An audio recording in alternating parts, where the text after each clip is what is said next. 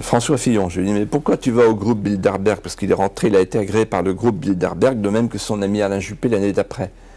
C'est quoi? Dans l'Évangile, on dit, faut pas mettre la lumière sous le boisseau. Ça vaut pour la franc-maçonnerie aussi. Pourquoi ils se cachent, ces gens-là? Pourquoi ils se cachent?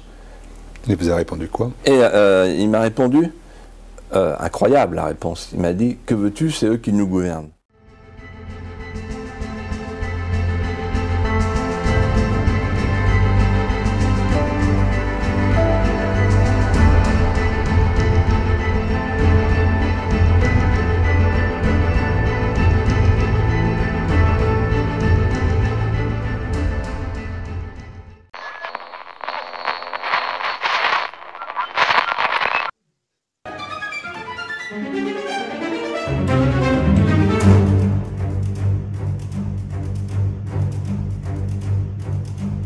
Mais qui se dissimule derrière cette rangée d'arbustes et de quoi discute-t-il?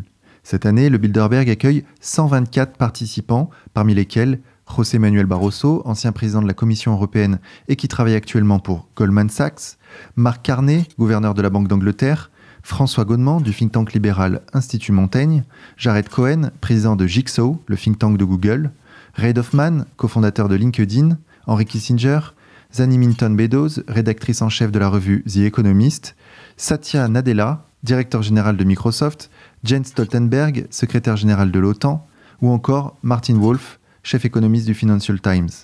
S'il est interdit aux participants de rapporter la moindre parole émise à l'intérieur de ce cercle très privé, les organisateurs communiquent désormais sur les thèmes discutés lors du Bilderberg.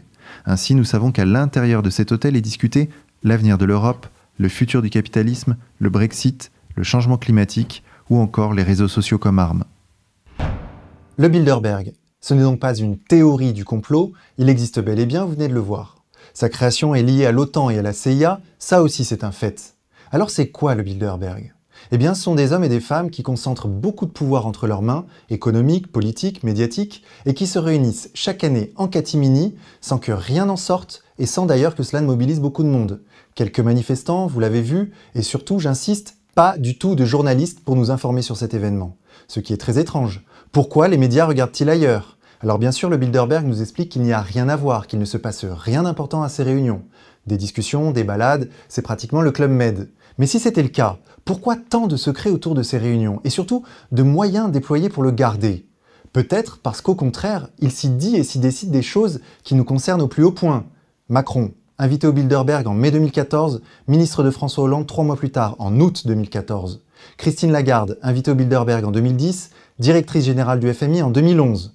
Édouard Philippe, invité au Bilderberg en 2016, Premier ministre en 2017.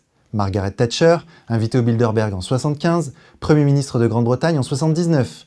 Bill Clinton, invité au Bilderberg en 1991, président des États-Unis en 1992. Angela Merkel, invité au Bilderberg en mai 2005, chancelière d'Allemagne en novembre 2005. Plus proche de nous, Ursula von der Leyen, nommée présidente de l'Union européenne en 2019, elle était au Bilderberg cette même année. Et ce ne sont là que quelques exemples. Alors bien sûr, on pourra dire que ce sont des coïncidences. C'est un pur hasard si des individus accèdent aux plus hautes fonctions juste après avoir rencontré les hommes d'affaires, les journalistes, les hommes et femmes politiques parmi les plus puissants du monde. Bien sûr, pourquoi pas? Il n'y a peut-être pas de lien de causalité, et peut-être qu'ils ne font que boire le thé et faire du tricot. Mais peut-être pas.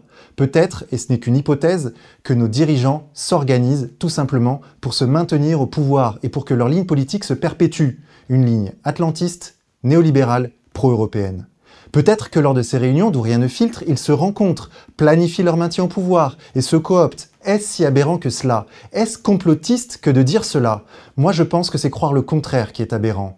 Croire qu'ils laissent à la chance le soin de décider de la continuité de leur politique. Croire qu'ils ne sont pas stratèges et qu'ils ne se parlent pas en coulisses. Croire qu'il n'y a pas de réseau et de magouille. Ça c'est une hypothèse extravagante. Il n'y a pas de réunion d'hommes et de femmes puissants qui ne nous concernent pas. Ça n'existe pas parce qu'il n'y a pas de réunion d'hommes et de femmes puissants où il ne se décide rien, où il ne se passe rien. Nous devrions avoir les moyens démocratiques de contrôler ce qui se dit et se fait dans notre dos, car sinon, la démocratie n'est qu'une illusion. S'ils se choisissent entre eux avant les élections, à quoi sert le vote? À valider un choix fait en amont par des personnes non élues, puis à nous imposer ce choix via les médias complices de la manœuvre? Nous devons refuser cela de toutes nos forces et nous donner les moyens concrets de contrôler les hommes politiques. C'est la base, empêcher à tout prix les conflits d'intérêts en faisant la pleine lumière, notamment sur ces réunions secrètes. C'est d'une importance cruciale. C'est la démocratie et le bien commun qui sont en jeu.